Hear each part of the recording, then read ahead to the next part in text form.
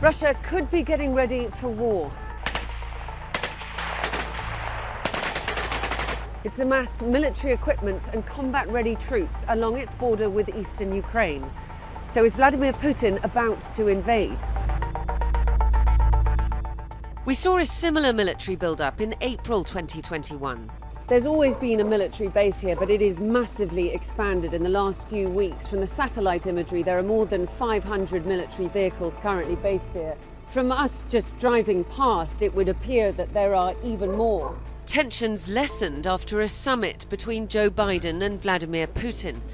But Russia did not seem to pull back its troops as promised. We've seen this playbook before, in 2014, when Russia last invaded Ukraine. Russia seized the peninsula of Crimea from Ukraine in 2014, the first land grab in Europe since the Second World War, and fueled an ugly war in the Donbass region of eastern Ukraine between Russian-backed separatists and Ukrainian forces, a war which still ticks on, with 14,000 lives already lost.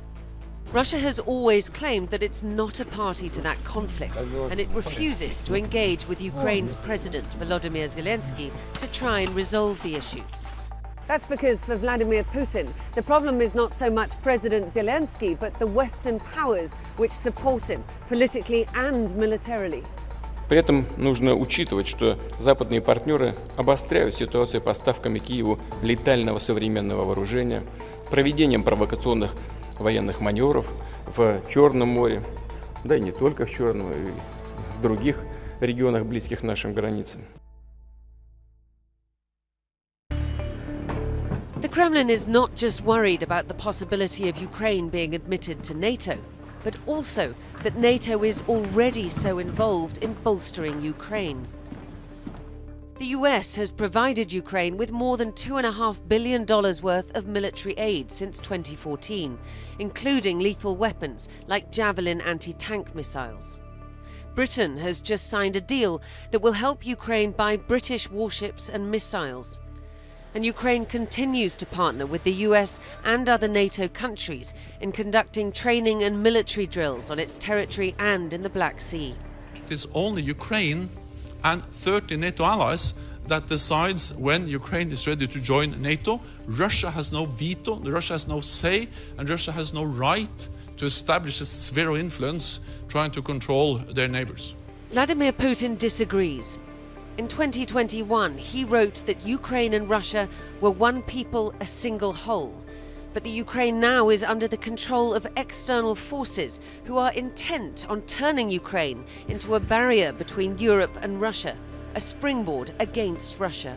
That's why he wants security guarantees from the US to stop NATO's eastward enlargement or the placing of missile defense systems near Russia's borders. Security guarantees that President Biden is unlikely to give.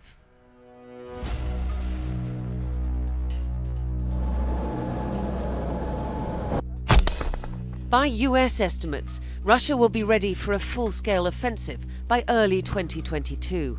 And Russia's Foreign Minister Sergei Lavrov has given a pretty stark warning to the West. But war is certainly not inevitable. And if Russia did invade, it's hard to see what Vladimir Putin would hope to achieve. Full-scale invasion would be incredibly bloody, and keeping hold of territory where the people are largely hostile to Russia would be extremely difficult. Plus, there's Nord Stream 2, a gas pipeline that would bring Russian gas to Germany and other European countries that's complete, but waiting on regulatory approval. It's hard to see Europe giving that the go-ahead if Putin invades Ukraine. Plus, there's the threat of further and much tougher economic sanctions, though they have never stopped Russia before. Russia has just launched what it calls regular winter training drills in its southern military district, in the region bordering eastern Ukraine and in Crimea. But military exercises can easily spill into the real thing. And whatever Putin's planning, even if he's not yet sure of the endgame himself, his troops are well prepared.